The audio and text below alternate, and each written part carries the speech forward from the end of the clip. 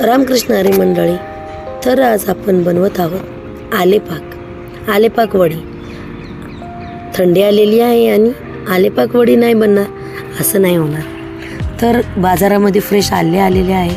तर आज आपण बनवूया त्याचे आलेपाक. तर आलेपाक बनवण्यासाठी आपल्याला फ्रेश आले लागणार आहे. आले किंवा अद्रकही म्हणू शकता तुम्ही. 2 चमचे तूप लागणार आहे आणि 2 वाट्या साखर लागणार आहे. त्याच्यासाठी मी साखरेतलाच बनवते. मला गुळामध्ये नाही आवडत, मुलं नाहीत खात माझी, त्याच्यामुळे मी साखरेमध्येच बनवते. छान लागते पण.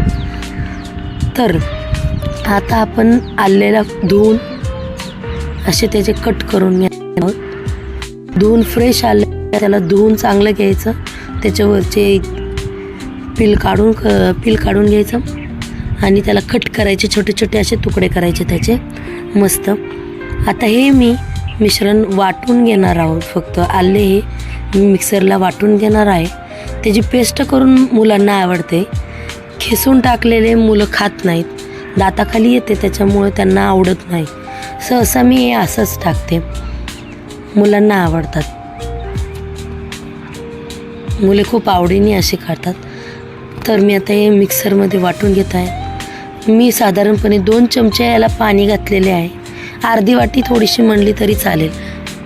अद्रक लवकर वाटलं जात नाही, आलं लवकर वाटलं जात नाही, त्याच्यामुळे मी त्याच्यात थोडं पाणी घातलं आहे. आता आपण गॅस ऑन करून घेत आहोत. गॅसवर मी कढई ठेवत आहे. कढईमध्ये मी आता 2 चमचे तूप घालते. थोडी गरम होती कढई. आता आपण याच्यामध्ये घालणार आहोत 2 चमचे तूप. प्लीज फ्रेंड्स लाईक करत जा. लाईक, शेअर आणि सबस्क्राईब करा.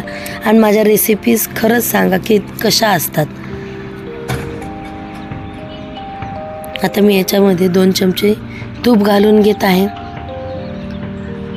तूप थोडंसं तापलं की त्याच्यामध्ये आपण घालणार आहोत आलं वाटून घेतलेलं. आपण पूर्ण अशी पेस्ट घालायची आहे. थोडा मोठाच गॅस ठेवायचा आहे. थोडा वेळ, एक 5 ते 10 मिनटं मोठ्यावर याला परतून आहोत. तूप असं मस्त मिक्स असं ते तूप बाहेर सुटलं पाहिजे असं त्याच्यामधनं. आता आपण याला परतून घेणार आहोत चांगलं.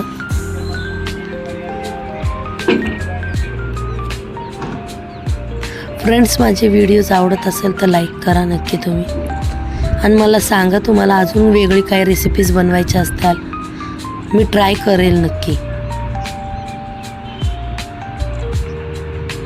आता आपण याला परतून घेणार आहोत. मस्त असं लाल होऊन द्यायचं आहे आल्याला. बघा आता मस्त असं त्याला तूप बाहेर सुटत आहे त्याला. आता आपण याच्यामध्ये 2 वाट्या साखर घालणार आहोत. साखर अशी विरघळेपर्यंत मस्त एकजीव होईपर्यंत आपण त्याला मिक्स करणार आहोत. आता साखर अशी मेल्ट होती आहे चांगली. आपण मेल्ट झालेली साखर आता बघा. आता हे मिश्रण पातळ होत आहे. आता असंच हलवून आपण घट्ट होईपर्यंत, जसं आपण शिरा बनवतो ना तसा रवाळ होईपर्यंत त्याला आपण हलवणार आहोत. मिश्रण असं घट्ट होतं. आता खूप थंडी आहे आणि थंडीच्या दिवसामध्ये आलेपाक बनवले की मुलंही खुश होतात. थंडीमध्ये आले खाल्ल्याने आपल्या अंगात थोडी उष्णता वाढते, त्याच्यामुळं आपला गळा चांगला राहतो. माझी अशी तब्येत खराब होती 8 दिवस, त्याच्यामुळे मी बनवला. सगळेजण खरंच खुश झाले. आणि आले हे खाल्ल्याने असं जरा थोडं गरमावा वाढतो. मुले सहसा आलं खात, त्याच्यामुळे आपण असं मुलांना खायला नाही, मुलंही खुश होतात आणि हेल्थही चांगली राहते आपली. आता आपण चेक करून घेत आहोत. मस्त अशी त्याची गोळी तयार व्हायला पाहिजे. तर चेक करूया आपण. पाण्यामध्ये, थंड पाण्यामध्ये त्याला टाकायचं आहे. अजून त्याला नीट सॉफ्टनेसच आहे. अजून आपल्याला त्याला 5 ते 10 मिनटं परतावं लागणार आहे. मस्त असं 10 मिनटं अजून मी परतत आहे त्याला. कडचं सगळं काढून घ्यायचं आहे. खालवर करून असं त्याला हलवून घ्यायचं आहे. थोडंसं हलवलं की होऊन ते एकदा चेक करू. आता डिशमध्ये घेत आहे मी थोडं.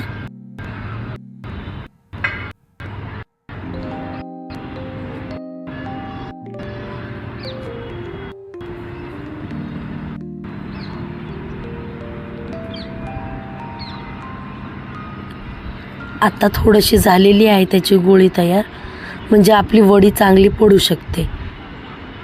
अजून एक 5 मिनटं मी हलवते आणि त्याला डिशमध्ये काढून घेते. बघा हे असं थोडंसं तूप लावून घेणार आहोत.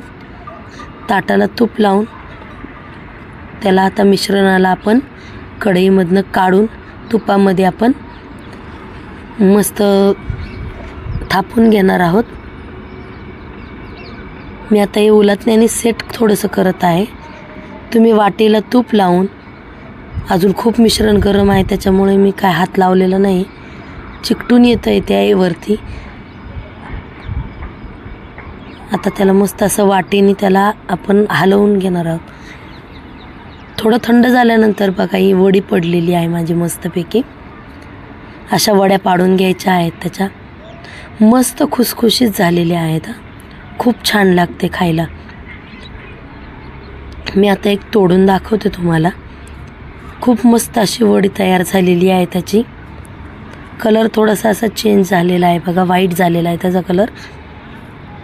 बघा आता ही वडी अशी मस्त झालेली आहे.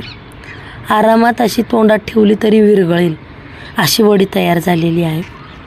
फ्रेंड्स, आवडली असेल रेसिपी तर नक्की लाईक करा, एकदा करून पहा. नक्कीच तुम्हाला सगळ्यांना आवडेल. लहान मुलांनासुद्धा आवडेल, खुश होऊन जातील मुलीसुद्धा. आवडलेली असेल रेसिपीज तर लाईक, शेअर आणि सबस्क्राईब नक्की करा. पुन्हा एकदा भेटूया. रामकृष्ण हरी.